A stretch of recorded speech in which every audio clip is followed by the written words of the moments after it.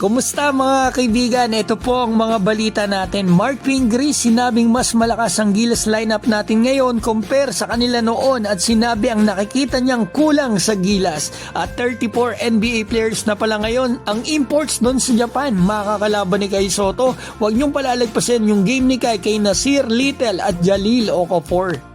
Simulan po natin kay Mark Pingree. Hindi ko na po kailangan pang i-explain kung gaano kagaling, kalakas ang player na ito at yung nagawa niya sa ating national team dahil alam ko naman po, alam niyo yan, talagang player na ito ay isang nakakabilib. So ito mga kaibigan na sinabi niya sa latest interview niya, ito according sa Inquirer.net, maraming salamat po.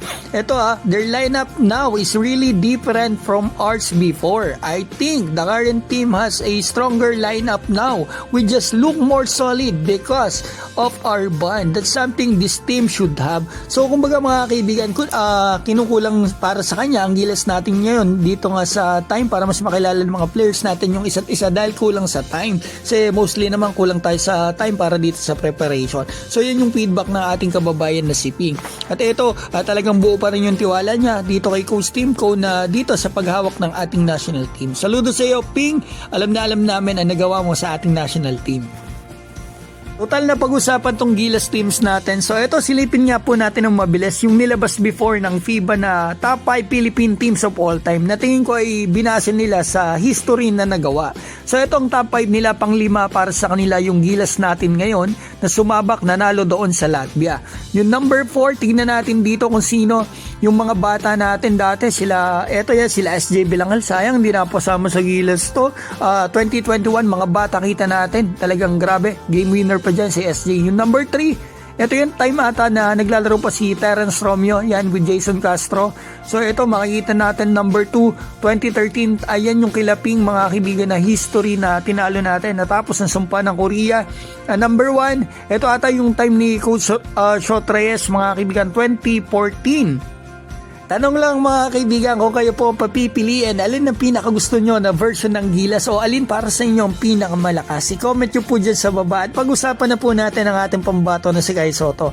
Hindi naman po may itatago na talagang si Kai Sotto ay nalalapit na po yung pagbabalik pero magsisimula na po yung kanilang season ngayon sa Japan. First game nila sa isang araw, 4 na ng October, so hindi pa siya makakalaro.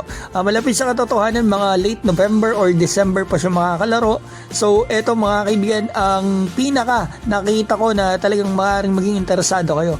Nakita ko po kasi mga kaibigan etong listahan ng mga ex-NBA players na import ngayon dito sa Japan. Sa kabuuan, 34 na po sila. Talagang may mga bago pa na big names, mga first round picks. So ito, binilang ko po lahat-lahat para mas mabilis yung usapan natin mga kaibigan. 34 lahat-lahat na ex-NBA players na import ngayon dito sa Japan. Dalawa doon teammate ni Kai Sotto. So makakalaban ni Kai posible ay yung 32 pero hindi si Kai makapagsimula ng season so medyo mababawasan. Pero napakarami pa rin games may lalaro ng pambato natin. So eto mga kaibigan na masasabi ko, huwag niyong palalagpasin yung magiging laban po ni Kai dito sa team ni Dwight Ramos. Talagang napakagandang bakbakan yan kasi mga kaibigan dito sa January 31 at February 1 yung laban niya dyan sa Levanga. Nandito yung Splash Brothers, si Dwight Ramos at Kisei Tominaga. Import nila si Jalil Okafor na 3rd overall pick na doon sa NBA na bago rito dito sa Japan D-League. Yung isa pang game ni Kai na team, ito Chiba Jets, si Nasir Little maglalaro dito with ang tawag dito si Watanabe. So alanganin pa si Kai dito sa November 12. So may isa pa silang laban dito sa April 8. So nakakalaro na si Kai ng time na yan. Screenshot nyo po ito. Huwag nyo palalagpasan yung mga laro na Kai Sotto, especially yung laban dito sa Levanga at dito sa Chiba Jets.